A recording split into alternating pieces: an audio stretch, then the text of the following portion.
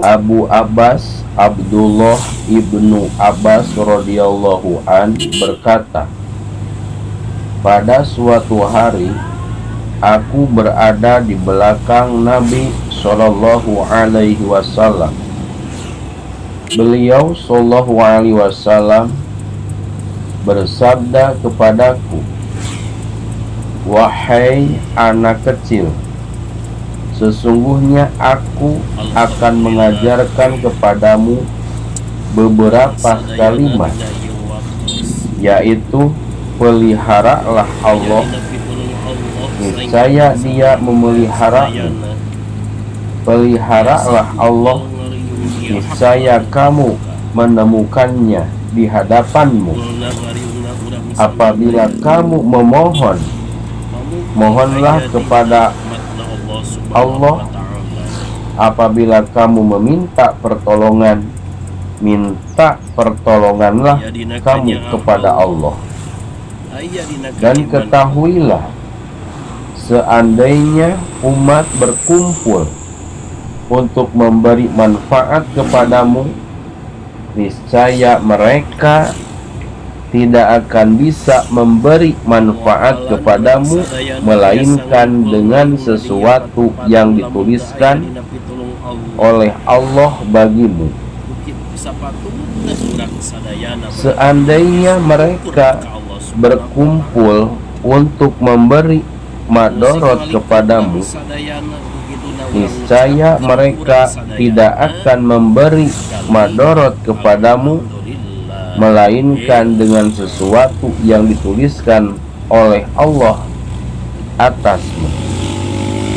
Kalam-kalam telah diangkat dan suhub-suhub telah kering.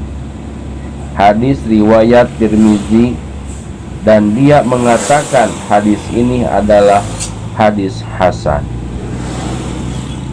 Dalam sebuah riwayat selain Tirmizi dikatakan, peliharalah Allah, niscaya kamu menemukannya di hadapanmu. Kenalilah Allah pada waktu lapangmu, niscaya Allah mengenalmu pada waktu kamu susah.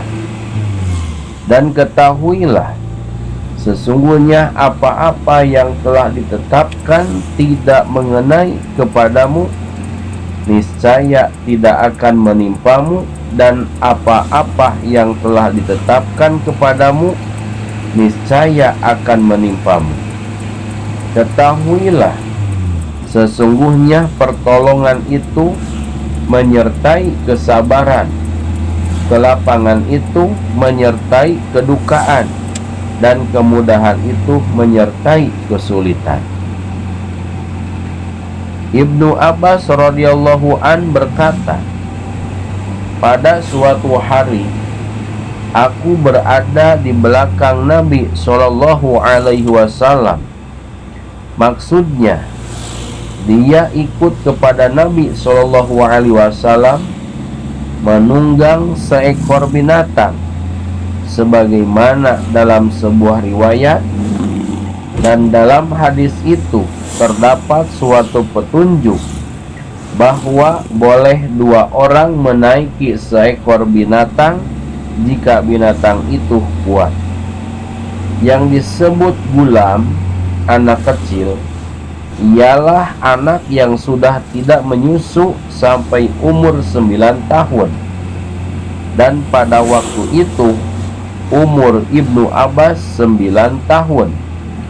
Makna sabda Nabi Shallallahu Alaihi Wasallam, sesungguhnya aku akan mengajarkan kepadamu beberapa kalimat, adalah perbuatan yang akan memberi manfaat.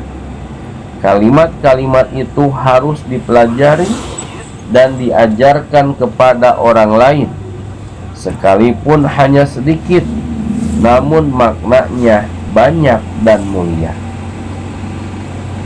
Sabda Nabi Shallallahu Alaihi Wasallam, peliharalah Allah, niscaya Dia memeliharamu, maksudnya adalah peliharalah keparduan-keparduannya dan had-hadnya, hukum-hukumnya, takwa kepadanya, menjauhi larangannya dan perkara-perkara yang tidak diridhoinya.